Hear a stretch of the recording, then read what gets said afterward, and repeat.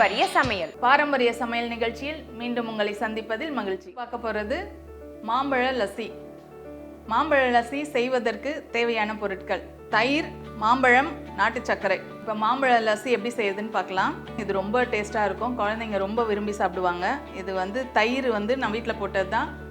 இந்த நல்லா கட்டி தயிர் எடுத்துக்கோங்க. அதை ஒரு துணியில் போட்டு நல்லா அந்த இருக்கிற தண்ணியெல்லாம் நல்லா வடித்து வச்சுருங்க. இந்த மாதிரி கட்டியாக வேணும்.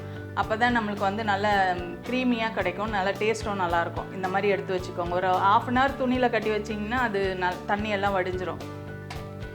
இப்போ மிக்ஸி ஜாரில் நம்ம மாம்பழம் போட்டுக்கலாம். நான் ஒரு மாம்பழம் எடுத்திருக்கேன். ஒரு மாம்பழத்துக்கு 1 கப்பு தயிர் சரியாக இருக்கும். இப்போ சர்க்கரை சேர்த்துக்கலாம். மாம்பழம் இனிப்பு மாம்பழமாக இருந்துச்சுன்னா சர்க்கரை அளவு கம்மியாக வேணும். நம்மளுக்கு புளிப்பாக இருந்துச்சுன்னா கொஞ்சம் கூட வேணும். உங்களுக்கு டேஸ்ட்டுக்கு ஏற்ற மாதிரி போட்டுக்கோங்க.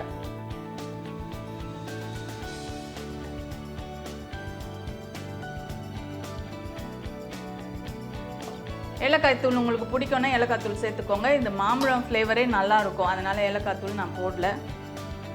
இப்போ அடிச்சுக்கலாம்.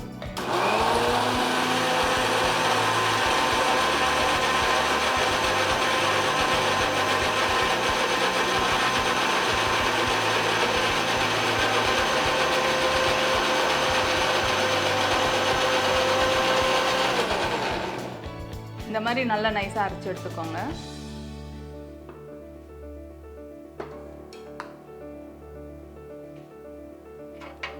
இதை ஒரு பாத்திரத்தில் மாற்றிக்கோங்க. இது கூட இந்த தயிரை சேர்த்து மிக்ஸ் பண்ண போகிறோம்.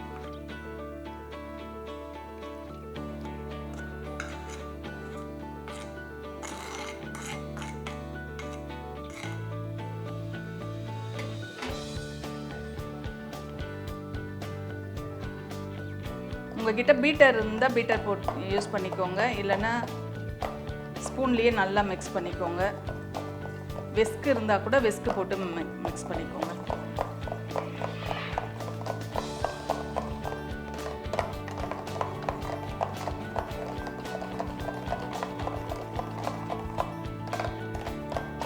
இது மிக்சியில் போட்டு அடிக்கக்கூடாது. அடிச்சோம்னா தண்ணி ஆயிரும், அது டேஸ்ட் வேறு மாதிரி வந்துடும். இந்த மாதிரி நல்லா மிக்ஸ் பண்ணிக்கணும். நல்லா இந்த மாதிரி எல்லாமே மிக்ஸ் ஆகி நல்லா க்ரீமியாக வரணும். அந்த மாதிரி மிக்ஸ் பண்ணிக்கோங்க. அவ்வளோதான், ரெடி ஆகிடுச்சு. இப்போ சர்வ் பண்ண வேண்டியது தான். அடியில் கொஞ்சம் பொடியாக கட் பண்ண மாம்பழ துண்டுகளை போட்டுக்கோங்க. இப்போ இதை ஊற்றிக்கலாம்.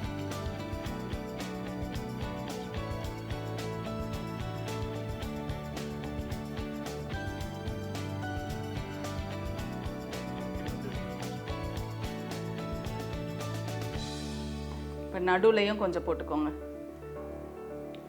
அது ஸ்பூனில் எடுத்து சாப்பிடும்போது நடுவில் நல்லாயிருக்கும்.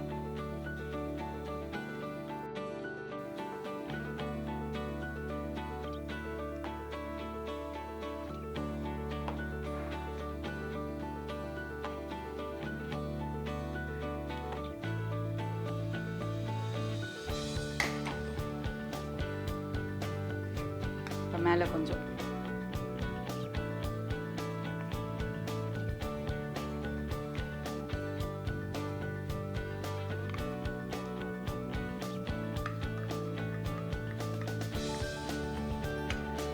மாம்பழ லஸ்ஸி ரெடி ஆயிடுச்சு. இதுக்கு நம்ம நிறைய பொருள் கூட தேவையில்லை.